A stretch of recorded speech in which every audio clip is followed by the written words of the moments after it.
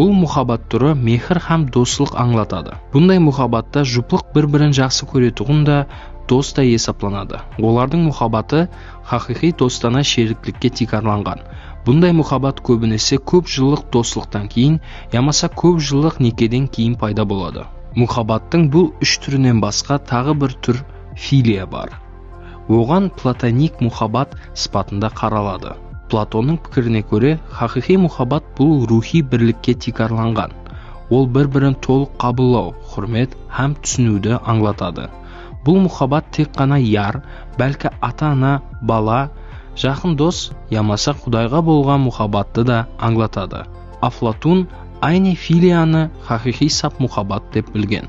Бұнан тысқары айемгі гректер мұхаббаттың және үш түрін ажыратып көрсеткен. Бұл тикарғы түрлердің комбинациясы есептелінеді.